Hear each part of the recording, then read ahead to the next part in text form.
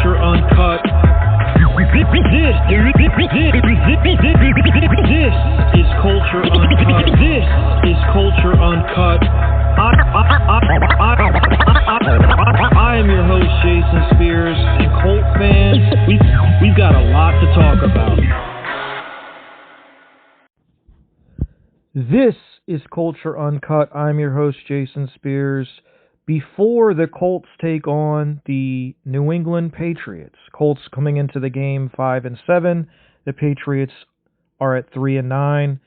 And before I even get into the game, obviously it's in New England. We haven't won in New England since 2006. But to be fair, we haven't played any other quarterback in New England outside of Tom Brady. And as far as I know, Tom Brady will not be playing quarterback on Sunday. So, with that said, I'm going to go over the injuries first. That's why I waited so long to do this preview because, man, there's a lot of injuries on both sides. For the Patriots, they have 9 guys questionable, which means there's a 50-50 chance they're going to play. I am just going to assume that those guys are going to play. It's a lot different for the Colts. They are going to be missing key players all over the field. So let's start with the offensive line. They will be without right tackle Braden Smith, who has off-field things he is dealing with. I do not think it's an injury. He will be replaced by Matt Goncalves. Right guard Dalton Tucker has been battling an injury all week. He is expected to play, but I would not be surprised to see someone like Mark Glowinski, who was just called up to the active roster, take his spot. Then we slide over to center. Ryan Kelly is on IR, so he will not play. Tanner Bortolini is in concussion protocol, and he is out as well, so we will be starting our third-string center, Danny Penter. The good news with that is he has played there before, and he has played well there before, but I think it was like Arizona in 2021 was the game that he played well in. That was a long time ago. Then you got Quentin Nelson, and the positive is you get Bernard Ryman back this week. So the offensive line running out another group of players this week is not great for continuity, but it is what it is. Next man up, you got to go play. Now you move to the outside. Pierce is nicked up, but he is going to play. Pittman nicked up. He is going to play. The 2 key guys we will be without in that area are Ashton Doolin, who's a special teams demon, and one of our, I'd say, 4th or 5th receiver, and then our best receiver, in my opinion, Josh Downs, will also not play. So the Colts are going to be without a lot of important players this week, so they're going to have to be on the details and make sure they take care of those details and fundamentals and execute. That's what this game is about, execution. So, just before I get into the game and get into the Patriots personnel, it's just important to realize, like, it doesn't matter who plays for the Colts. They have to find a way. This is a team, you should be able to go in there and have a good game against. They're not very good in any one facet of the game. Not that the Colts are great in anything either, outside of maybe forcing turnovers, but they really got to have it this week. They're going to have to get some turnovers. They really need to come out focused and start fast. This is the type of team, if you put them in a hole, I don't think they're coming back. But it's also the type of team that if you do not come out ready to play, they will bury you. They did it to the Bears 2 or 3 weeks ago. They just embarrassed them. They beat them 19-3, and the game wasn't even that close. And that's a Bears team that has had some issues, but they were within 1 score of Green Bay. They could have easily won that game. Minnesota, they could have easily won that game. And then, obviously, Detroit, they could have easily won that game. And that last final game got our old friend, Matt Eberflus, fired. I'm never happy when anybody gets fired as far as their family and everything else that goes with that, but it had to be done. Hopefully he'll land on his feet somewhere else. But yeah, you have to be able to play to your level. It's not about playing down or up. You play to your standard. And that's the Colts still don't, I don't know where that is yet. And it's 13 games into the season. So it starts here, man. These are all playoff games from here on out. So let's jump into it. The offense for the New England Patriots, led by Alex Van Pelt, is 31st in the league. They are averaging 16.4 points per game. They're 21st in turnovers, 26th in third down conversions. Offensively, the personnel isn't that impressive outside of their quarterback and their tight end. Drake May was installed before the Chicago game. He has 1,458 yards passing, 10 touchdowns, 7 picks, 286 yards rushing. So they're going to have to do a good job of not letting him run wild on them, meaning, on third downs, big third downs, letting them get out of the pocket and rush for a first down. Their running back is Ramondre Stevenson. He is 598 yards rushing and 6 touchdowns. Demario Douglas is probably their best wide receiver. So he is questionable, so I don't know if he's going to play, but 48 receptions, 477 yards, and a touchdown. They have 2 pretty good tight ends. Hunter Henry, 51 receptions, 535 yards, and a touchdown. And Austin Hooper, 27 receptions, 295 yards, and 2 touchdowns. And then the other 2 receivers, Jalen Polk out of Washington, who I liked a lot, is starting to come on, and Kendrick Bourne, who's a vet, but it's not a great wide receiver room. So this is not a potent offense, an explosive offense or anything. The main thing is to make them one-dimensional and try to make Drake May beat you from the pocket, because he will turn the ball over, as seen by his 7 interceptions. So that's something the Colts need to focus on defensively, and make sure that they take care of everything, because again, this team doesn't score a lot of points. The 31st in the league. We should be able to hold them to 16 points or less, because they don't have any difference makers on offense. Their quarterback is their difference maker, and he's young, so you can probably disguise him and confuse him a little bit. Hopefully Gus will do some of that. Now, getting into their defense. Their defense isn't quite as bad as their offense. They allow 23.5 points per game, rounded up 24 points per game, 19th overall in the league in points. They are 28th in turnovers, so they don't force a lot of turnovers, and they're 26th in third down conversions. Those are the 3 most important stats to me on a defense, and they are ranked 19th, 28th, and 26th. So there's no excuse for our offense not to be able to move the ball this game, even with the injuries. Now on defense, they have some talent on defense. Keon White, 49 tackles, 5 sacks, 7 tackles for loss, 15 quarterback hits, and 2 forced fumbles. So the Colts are going to have to know where he is, make sure that he's taken care of. He's a very good player, and he gets to the quarterback a lot, and he forces fumbles, and he blows up the run game because he's had 7 TFLs. Another guy that's questionable for the game, Anthony Jennings, 56 tackles, 2.5 sacks, 6 tackles for loss, 7 QB hits. So they've got a guy at each level that's pretty solid. And then cornerback Christian Gonzalez, probably overall the most talented player on this team. They don't really throw at him a lot. 49 tackles, 7 passes defended, 1 interception, 1 fumble recovery. Then 2 more questionable guys. Again, I'm assuming they're going to play. Jabril Peppers is back after some off-the-field stuff. He was questionable all week. Kyle Duggar back. He was questionable all week.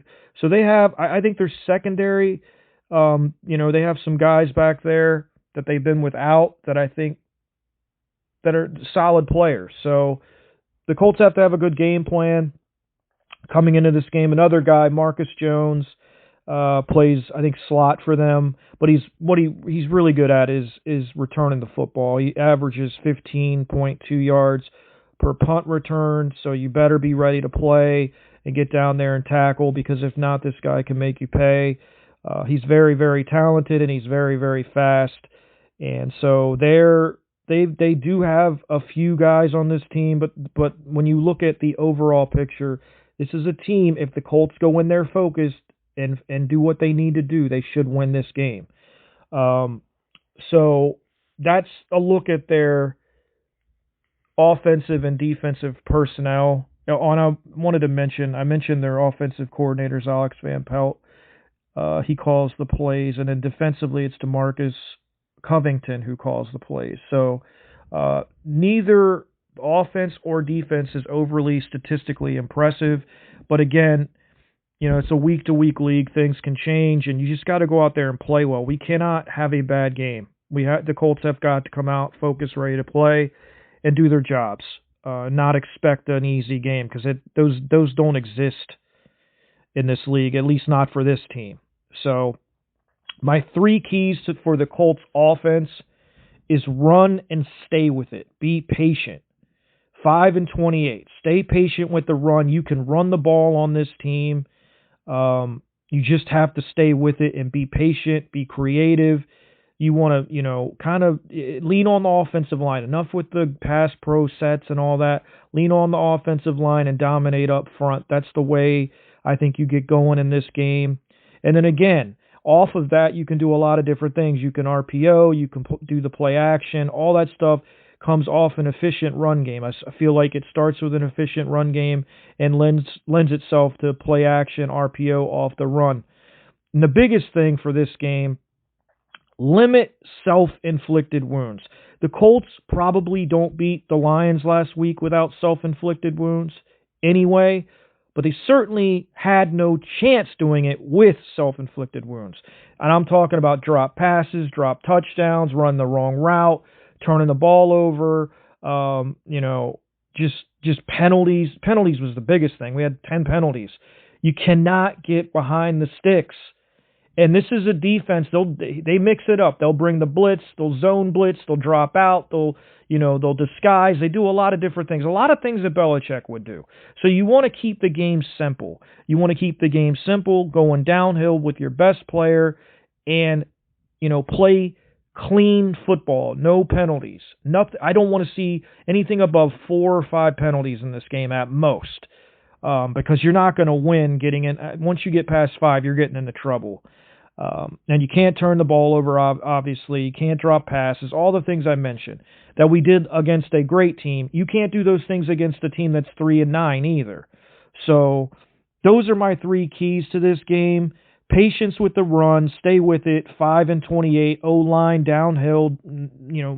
Fewer pass pro sets. More, getting downhill with the offensive line, because offensive linemen love to block. And when you've got guys like 5-28 back there, it makes it a lot easier to block. So stay patient, stay with it, keep running, keep toting that rock. And then off of that, you got your play action RPO stuff off of that. So, and then again, this comes down to discipline, focus, and execution. No self-inflicted wounds. If the Colts take care of those 3 things, they will be in this game and have a great shot to win offensively. For the defense, my 3 keys for the Colts defense is keep May in the pocket. Do not let him get out of the pocket, because when he gets out of the pocket, he makes big plays. If you keep him in the pocket, chances are you'll have a better opportunity to make plays on the ball. But when he gets out of it's just like a scramble drill when he gets outside the pocket. So you got to make sure that you're setting edges and not, allowing running lanes for this guy, because he will run. He's got a lot of running yardage and he will not hesitate. So that's the first thing. Keep him in the pocket and don't let him out. Stop the run. Number 2, stop the run. Force May to beat you in the pocket. So that includes stopping Stevenson and stopping May and making May beat you from the pocket. And if if that happens, it happened. But that's the best way to go about this. He's young. Again, he's only going to get better. He's very talented, but it's only like his 4th or 5th game. So you just put all the pressure on his shoulders, mix up the looks, blitz a little bit, move guys in and out. Do what you got to do to confuse this guy, but keep him in the pocket. We got to keep him in the pocket and stop the run. Those 2 things. And when plays are there to be made, you got to make them. And we call those splash plays. So when the ball's on the ground, the Colts got to go get that ball. When the ball's in the air, the Colts got to make that play. They have to make turnover. They have to get turnovers and make splash plays in this game so that they can really kind of get out to a lead, because this is a team, New England, does not play well from behind. They play a lot better when the game's close and or they're ahead. So make this team play from behind by making splash plays on defense, turn the ball over, being physical, tackling well, flying to the ball, all the things you want to see out of a good defense. We need to do that this week. No excuses for, get after it, get after this team and find a way to get this win, because at the end of the day, guys, these are all playoff games for us down the stretch. All of them. New England, Denver, Tennessee, New York Giants, Jacksonville. I don't think we can lose any of these games, and you can't take any of them lightly, because if you do, you'll lose. So with that, I will give you my prediction. The Colts haven't won in Foxborough since 2006. I am going to take New England because that's what I do. If you know, you know. If you followed my career with Luke and all that stuff, you know how this goes. If I pick the Colts, they lose. It doesn't matter who they play. Like 1 in 14 Jacksonville twice. I picked the Colts and they lost. And I said I'd never do it again. So I'm not picking the Colts in this game. But I do think there's a clear path to victory. And yes, I am superstitious. There's a clear path to victory. Take care of the ball. Be patient with the run. Be physical on defense. Take the ball away. And the Colts should win this game. So with that, I am going to wrap up. Sorry it was so late. Cuse played today against Miami. Got a big win. And I also wanted to see if I could find any more stuff out about injuries, and I couldn't. So they've got 9 guys that are questionable. I don't know who's going to play and who's not, because that's 50-50 stuff. So I just assumed they'd all play. And the Colts guys are out. So with that, I'll wrap it up, guys. Hope you'll get a chance to listen to this before the game as like your pregame listening. But I will be back after the game, probably somewhere around 4:30 for the post game. We'll wrap it up. Talk about the game, the good, the bad, the ugly, and hopefully no injuries, and then we get a bye week. This team needs a bye week. It's crazy to me that it's going to be week 15, because we'll be 6, so yeah, it'll be week 14 for a bye. It's crazy. I think that's too late, but whatever. It is what it is. You play the schedule you play, but hopefully they'll get a win, and we can celebrate that over the bye week. And that's all I got. So that was my New England Patriots preview. I appreciate everybody for listening. I hope everyone's having a great holiday weekend. And I will be back Sunday night for the recap of Colts Patriots. I'll talk to you then. This has been Culture Uncut. I'm your host, Jason Spears. Have a great rest of your weekend. I am out.